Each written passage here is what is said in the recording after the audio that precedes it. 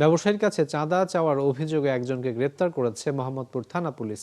এর আগে বছিলা এলাকায় কালা ফারুক চক্রের বিরুদ্ধে 2 লাখ টাকা চাঁদা দাবির অভিযোগ করেন ওই এলপিজি গ্যাস ব্যবসায়ী। ভুক্তভোগী জানিয়েছেন যে চাঁদা না দিলে গুলি করে হত্যার হুমকিও দিয়েছে দুর্বৃত্তরা। বিস্তারিত থাকছে মামুন হোসেনের রিপোর্টে। চাঁদা না দিলে দোকান বন্ধ করার এই হুমকি শোনা যায় সিসিটিভিতে ধারণ করা ফুটেজে। ঘটনাটি 16 ফেব্রুয়ারির দুপুরের। এদিন রাজধানীর মোহাম্মদপুরের বছিলা এলাকায় একটি এলপিজি গ্যাসের দোকানে 2 লাখ টাকা চাঁদা দাবি করে ফারুক ওরফে কালা ফারুক নামের একটি চক্র। 16 তারিখে আমাদের দোকানে আসছে ওরা কয়েকজন আইসা যে এখন থেকে দোকান বন্ধ থাকবে। আমাদের সাথে সমঝোতা না করা পর্যন্ত দোকান কোনো খুলবে না।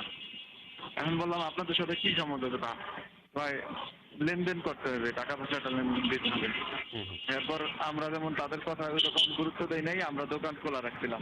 এরপর 19 ফেব্রুয়ারি দুপুরে মোটরসাইকেলে আসা 8 জন অজ্ঞাত ব্যক্তি ব্যবসায়ী শাহিনের দোকানে এসে আবারও চাঁদা দাবি করে। নির্ধারিত সময়ের মধ্যে টাকা না দিলে গুলি করে হত্যার হুমকি দিয়ে ঘটনাস্থল ত্যাগ করে দুর্বৃত্তরা। 19 তারিখে আমাদের দোকানের স্টাফ ওরা ছিল, ওদের ওই যে ইলেকট্রিক শর্ট গান দিয়া শর্ট দিয়া তারপর বলতেছে যে আজকে এখন দোকান বন্ধ করবি, কালকে দিনের মধ্যে 2 লাখ টাকা দিয়া তারপর দোকান খুলবি, নাইলে মরার জন্য তৈরি হ, গুলি করে মাইরা ফেলাম।